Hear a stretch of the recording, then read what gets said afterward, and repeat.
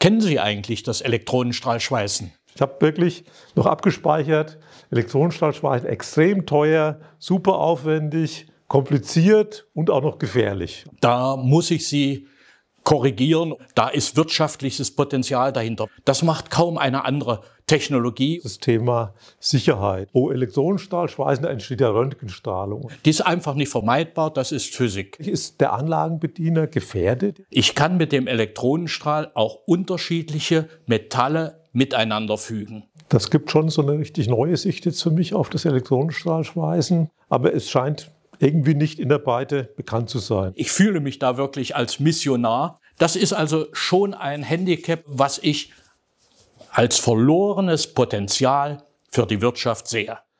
Herzlich willkommen zu unserer Weltlounge. Heute zum Thema Elektronenstrahlschweißen zur Materialbearbeitung. Und ich freue mich, hier meinen Gast begrüßen zu können, Herrn Dr. Schulze von Schulze Consulting. Herr Dr. Schulze hat jahrelang in der Industrie gearbeitet und berät heute mit seinem Unternehmen Firmen, die im Bereich Elektronenstrahlschweißen für die Materialbearbeitung tätig sind. Herr Dr. Schulze, herzlich willkommen. Ja, vielen Dank für die Einführung, Herr Professor Schubert. Kennen Sie eigentlich das Elektronenstrahlschweißen? Ja, kennen ja, aber ich bin kein Spezialist. Das muss ich auch ganz offen sagen. Und ich sehe auch wirklich sehr begrenzte Anwendungsmöglichkeiten. Ja, was glauben Sie denn, wofür es angewendet wird? Naja, gut. Es gibt halt so ein paar Nischen, Exoten, einzelne Bauteile. Aber jetzt, wenn ich an den normalen Maschinenbau denke, Massenfertigung, da muss ich ehrlich sagen, das sehe ich eigentlich wenig. Also ich habe im Gedächtnis noch Getriebebauteile. Ja. Da hat man auf jeden Fall früher mal was gemacht. Ja, da muss ich Sie korrigieren oder updaten in Ihrer bisherigen Kenntnis. Das Elektronenstrahlschweißen wird heute weltweit auf mehreren tausend Maschinen angewandt. Im Maschinenbau, im allgemeinen Maschinenbau, im Armaturenbau, in der Feinwerktechnik, im Automobilbau, in der Elektro- und Energietechnik, in der Medizintechnik, in der Feingerätetechnik, in der Nukleartechnik, in der Luft- und Raumfahrt. Also das Spektrum ist riesengroß. Und die von Ihnen erwähnte Anwendung im Automobilbau, die ist nicht etwa beendet, sondern auch heute noch, gerade auch für die Verbrenner, werden ganz viele Getriebe- und Motorenteile mit dem Elektronenstrahl geschweißt, sehr erfolgreich, auch in der Massenfertigung. Und wenn wir an die Entwicklung im Automobilbau denken, die Elektromobilität, auch dort ist der Elektronenstrahl auf einem großen Sektor tätig, denn gerade für Kupfer ist er hervorragend anwendbar. Also jetzt bin ich aber echt erstaunt und neugierig, muss ich sagen. Ich frage mich trotzdem, wieso machen die Firmen das? Also ich habe wirklich noch abgespeichert, Elektronenstrahlschweißen extrem teuer, super aufwendig, kompliziert und auch noch gefährlich. Also da müssen Sie jetzt mal... Ja, also zunächst einmal, warum machen die Firmen das? Weil es für sie in jeglicher Hinsicht wirtschaftlich ist. Unternehmen, die 50 und mehr Elektronenstrahlmaschinen zum Schweißen und zum Härten und anderen Anwendungen zum Bohren verwenden, die machen das nicht aus Jux und Tollerei, sondern da ist wirtschaftliches Potenzial dahinter, was sie ausschöpfen. Aber ihre Vorbehalte, die sind natürlich bei vielen Ingenieuren und in der Öffentlichkeit sehr verbreitet. Teuer. Teuer ist immer relativ. Das ist nicht nur der Maschinenpreis. Es gibt sehr teure Maschinen, auch anderer Anwendungen für andere Technologien. Entscheidend ist, wie wirtschaftlich ist eine solche Maschine einsetzbar. Wenn Sie aufwendig sagen, das ist für das Elektronenstrahlschweißen überhaupt nicht zutreffend. Wir brauchen vom Aufwand her Energie. Okay, aber diese Energie, die wir aus dem Netz ziehen, die bringen wir zu über 50% direkt als Schweißwärme ins Werkstück. Das macht kaum eine andere Technologie und eine andere Maschine. Diese über 50% beziehen sich auf die gesamte Maschine, nicht bloß auf die Erzeugung des Elektronenstrahls. Das wird manchmal bei anderen Verfahren so ausgesagt, ja, wir erzeugen den Strahl mit einer Effizienz von. Aufwendig ist auch nicht, wenn wir keinen Zusatzwerkstoff brauchen, kein Schutzgas, keine Zusatzmaterialien wie Draht oder Ähnliches oder Pulver. Das alles bringt wirtschaftlich enorme Vorteile. Also jetzt haben Sie viel entkräftet, auch was Aufwand betrifft. Aber ist nicht die Vorbereitung der Schweißteile, ist das nicht aufwendig? Also ich muss das super präzise irgendwie machen. Ja, das ist ein Vorwurf, in Anführungsstrichen Vorwurf, den ich immer wieder höre. Ihr braucht ja so eine präzise Bauteilvorbereitung. Es ist richtig, wir möchten gerne einen spaltfreien Stoß zwischen den einzelnen Fügepartnern haben, weil wir ja keinen Zusatzwerkstoff einbringen, sondern wir schmelzen die Materialien der beiden Fügepartner auf und lassen sie miteinander verlaufen, verschweißen. Wenn ich einzelne Komponenten zu einem komplexen Bauteil zusammenfügen will und in der Lage bin, diese Einzelteile fix und fertig, und ich betone wirklich fix und fertig, spanend vorzubereiten, manchmal sogar zu härten vorneweg, und sie dann mit dem Elektronenstrahl verzugsarm zu verschweißen, warum sollte ich diese Vorbereitung ungenau machen, nur weil das so der übliche Standard ist, wenn ich Schutzgas und Zusatzwerkstoffe bei den Lichtbogenverfahren verwende. Die Maschinen arbeiten präzise und das nutze ich aus für meine Fügeaufgabe. Guter Punkt, aber ist das dann auf der anderen Seite nicht, wenn es so präzise ist, für den Schweißer oder in dem Fall ja dann Anlagenbediener, super aufwendig? Also was braucht er dann wirklich an Kenntnissen, um wirklich so eine Maschine, so eine präzise Maschine bedienen zu können? Also eine solche präzise Maschine arbeitet für den eigentlichen Schweißprozess immer vollautomatisch. Es gibt kein Elektronenstrahl-Handschweißen. Der Bediener hat eigentlich in Anführungsstrichen nur die Aufgabe, die Bauteile in der Maschine zu platzieren, in der entsprechenden Relativposition zueinander, im Allgemeinen in einer Vorrichtung, die fixiert miteinander. Und dann schließt er die Maschine, die Arbeitskammer und salopp gesagt, drückt auf den Startknopf und das Programm läuft ab. Das sind Arbeiten, die die Qualifikation eines Facharbeiters erfordern, der natürlich in der Maschinenbedienung eingewiesen werden muss. Das ist ganz klar. Aber das ist erlernbar. Wir haben ja bei Schweißern und natürlich auch bei Anlagenbedienern eigentlich heute zunehmend auch im Fokus das Thema Sicherheit. Und da ist bei mir im Kopf immer noch, Elektronenstrahl, Schweißen, da entsteht ja Röntgenstrahlung. Und Röntgenstrahlung ist gefährlich. Ist der Anlagenbediener gefährdet jetzt durch die Röntgenstrahlung? Absolut nicht. Lassen Sie mich das im Einzelnen erklären. Es ist richtig, dass bei jedem Elektronenstrahlprozess Röntgenstrahlung als sogenannte Störstrahlung auftritt. Die ist einfach nicht vermeidbar, das ist Physik.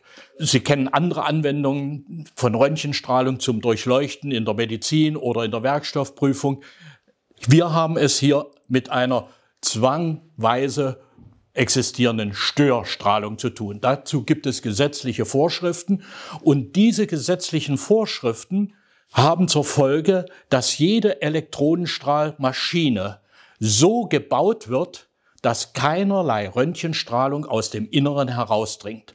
Sie könnten, entschuldigen Sie dieses Beispiel, eine schwangere Frau in die Maschinenbedienung einsetzen, ohne dass sie überwacht werden muss oder Schaden nimmt. Jetzt kommt ein anderer Aspekt noch dazu. Kürzlich hat mich jemand gefragt, hey, was denn los, wenn ich die Kammer öffne? Werde ich dann verstrahlt? Vergessen Sie das.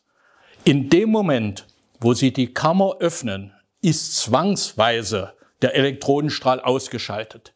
Er kann nur unter Vakuum arbeiten und wenn ich die Kammer öffne, habe ich kein Vakuum mehr. Also kein Elektronenstrahl, keine Röntgenstrahlung. Diese Sorge, dass ich dann verstrahlt werden könnte, resultiert daher, dass natürlich Leute auch im Kopf haben, radioaktive Strahlung. Wir haben es hier nicht mit radioaktiver Strahlung zu tun. Das ist ein ganz anderer Wellenlängenbereich. Die Röntgenstrahlung aktiviert keine Materialien, die dann nachstrahlen könnten. Also keinerlei Sorge.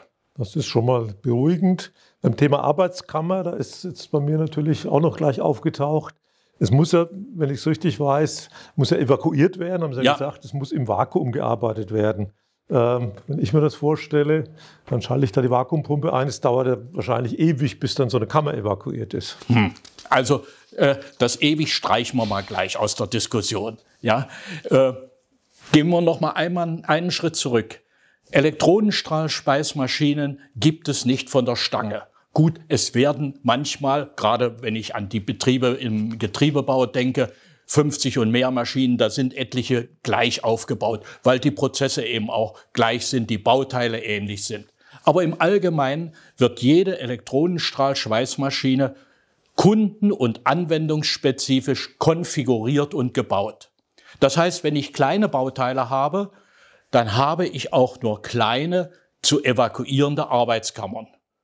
Und das geht runter bis zu beispielsweise 8 Litern. Und diese 8 Liter, die sind in wenigen Sekunden evakuiert. Es gibt natürlich Anwendungen für größere Bauteile mit 150 oder 1000 Liter, ja sogar mit 630 Kubikmetern. Riesenkammern. Da werden dann wirklich sehr, sehr große Bauteile drin bearbeitet, geschweißt im Allgemeinen. Aber wenn Sie ein so großes Bauteil in einer solchen 630 Kubikmeter Kammer bearbeiten wollen, dann brauchen Sie allein zum Einrichten dieses Bauteiles mehrere Stunden. Und der Prozess des Schweißens, der dauert zum Schluss wenige Minuten, nicht Stunden, wenige Minuten. Aber vor diesem Hintergrund sind zum Beispiel, und das ist eine echte nachprüfbare Zahl, 30 Minuten Evakuierungszeit für 630 Kubikmeter wirklich vernachlässigbar. Das heißt, diese Problematik des Evakuierens ist nicht wirklich ein Hemmschuh. Und denken Sie an die Massenfertigung im Getriebebau oder in der Elektrotechnik oder wo auch immer. Dort haben wir über entsprechende Schleusentechnik das Ein- und Ausbringen der Werkstücke so konfiguriert, dass wir das Vakuum in der Arbeitskammer niemals brechen, das heißt also niemals die Arbeitskammer belüften, sondern nur eine Schleusenkammer und da die Teile ein- und ausführen. Und dann kommen auf ein geschweißtes Bauteil anteilmäßig 6 Sekunden Evakuierungszeit bei einem Getriebeteil. Das ist nicht lange. Ja, das sind eigentlich Geschwindigkeiten, ja. Und ja, da stelle ich mir jetzt allerdings dann schon wieder vor, der Anlagenbediener, da kommt er richtig ins Schwitzen. Ja, also wenn in einem manuell zu tätigenden Prozess solche Geschwindigkeiten ja mit beispielsweise aller 15 Sekunden ein fertig geschweißtes Bauteil ausbringen, realer Fall in der Getriebefertigung, dann käme der wirklich ins Schwitzen.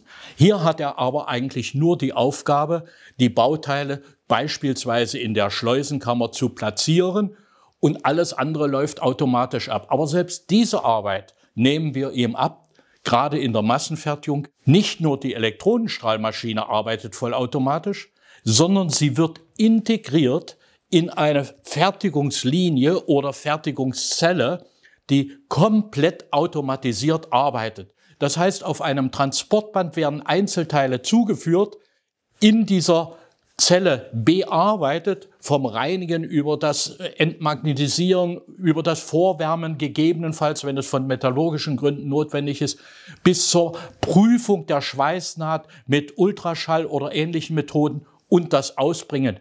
Der Bediener hat, ich sag's mal salopp, einen Lenz in der Bedienung einer solchen Fertigungszelle. Ja, super, also das gibt schon so eine richtig neue Sicht jetzt für mich auf das Elektronenstrahlschweißen. Wir haben jetzt viel über den Prozess, die Technik, die Vorbehalte gesprochen. Aber lassen Sie uns mal so ein bisschen zu den Basics kommen. Wir sind ja hier Techniker und Ingenieure. Was ist denn beim Elektronenstrahlschweißen jetzt eigentlich so attraktiv für den Anwender, für die von Ihnen genannten Anwendungen? Ja, also die Haupteigenschaft des Elektronenstrahlschweißens, und ich setze hier schon mal in Klammern mit dazu, Ähnliches gilt für das Laserstrahlschweißen, ist der minimale, hochkonzentrierte Energieeintrag ins Bauteil.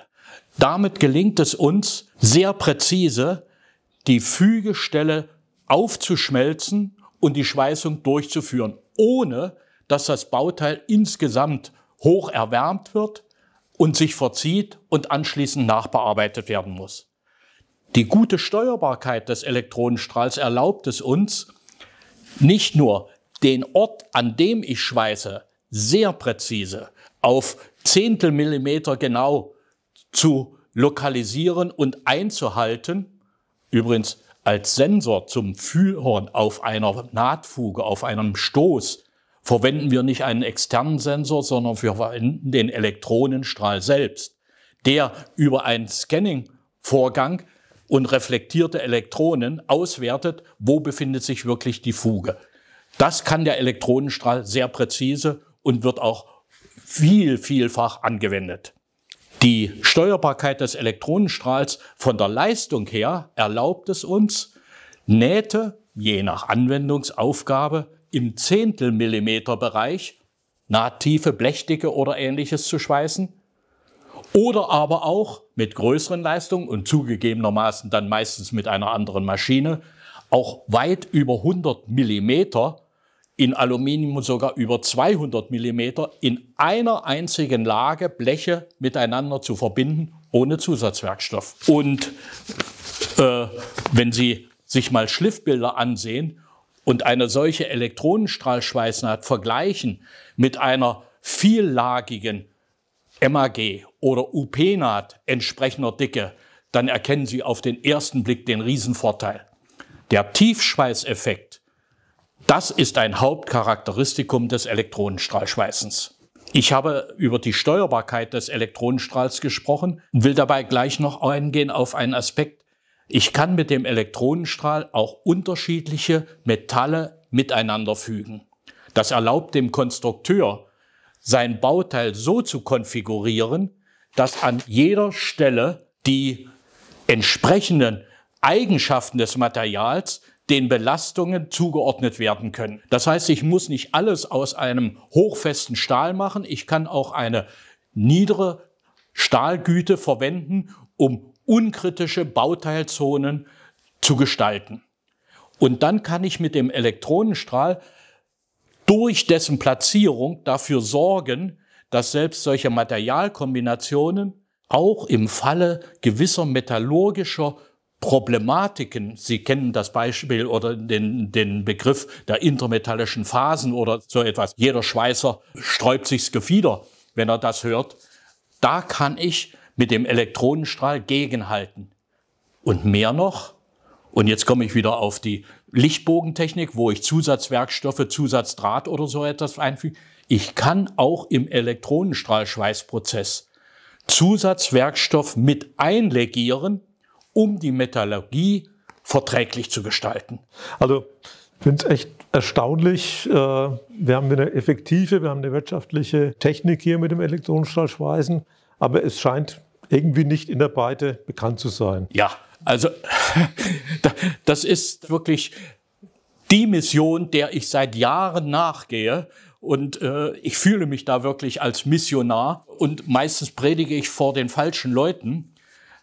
Es ist schwierig, diesem Verfahren den richtigen Platz, insbesondere beispielsweise in der universitären Ausbildung zu geben. Die Lehrstuhlinhaber argumentieren immer dabei, okay, wir haben ein bestehendes Curriculum, da ist nur so und so viel Zeit, wir erwähnen ja den Elektronenstrahl. Hey, das bringt den jungen Ingenieuren, den Absolventen nicht den Background, dass sie wirklich auf die Frage kommen, kann ich das vielleicht besser mit dem Elektronenstrahl machen? Dazu müssten sie einfach mehr wissen. Ich bin seit vielen Jahren unterwegs an verschiedenen Hochschulen und halte dort Blockvorlesungen, wo ich das gesamte Spektrum von den Basics bis hin zu den Anwendungsbeispielen, auch mit gegenständlichen Proben und so weiter auf dem Tisch präsentiere. Und die Resonanz ist immer gewaltig positiv. Aber es sind einzelne Leuchttürme in Deutschland, wo das wirklich stattfindet. Das müsste verbessert werden. Die Alternative ist keine wirklich gute Alternative. Ich sage auch gleich warum. In den Weiterbildungsveranstaltungen des DVS, zum Beispiel an den Schweißtechnischen Lehr- und Versuchsanstalten, gibt es Weiterbildungslehrgänge zum Fachmann Elektronenstrahlschweißen.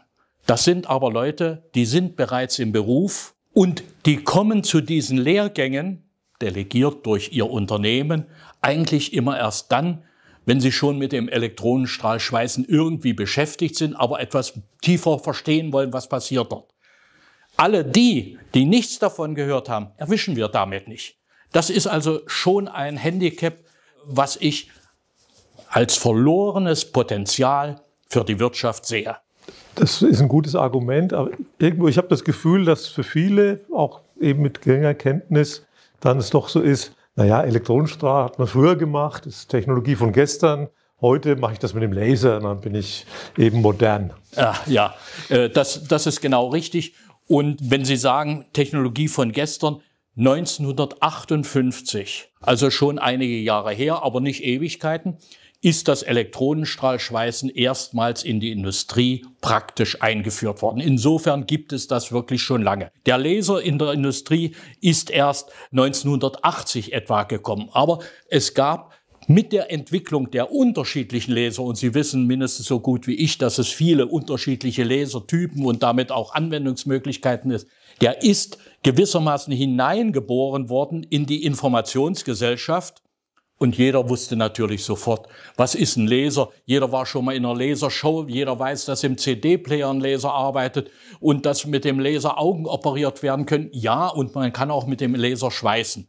Und dieser Hype, der ist immer noch permanent und en vogue, auch in den Medien. Apropos Medien, die Unternehmen, die erfolgreich Elektronenstrahlschweißen anwenden und eigentlich wirklich ihre Vorteile davon haben, sowohl in den Gebrauchswerten der Produkte als auch in ihrer Wirtschaftlichkeit, die vermeiden es meistens, darüber zu publizieren, weil sie eben in diesem kapitalistischen Umfeld ihren wirtschaftlichen Vorteil nicht vergeben wollen, andere nicht klug machen wollen.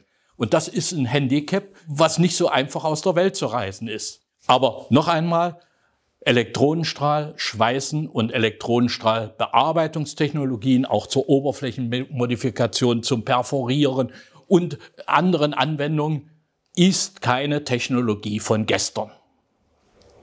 Punkt. Ja, gutes Statement.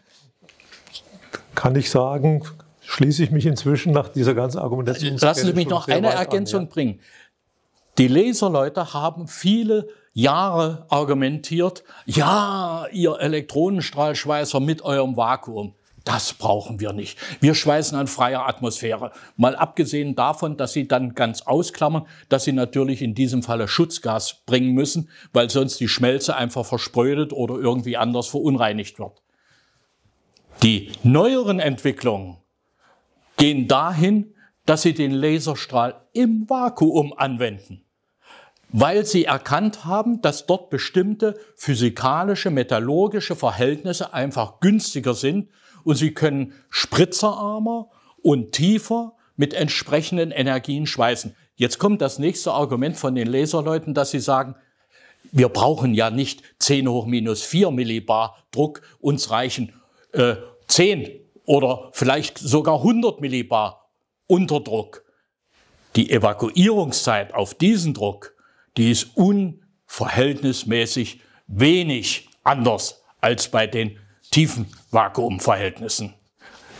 Sie sehen, das Vakuum ist nicht wirklich das Gegenargument.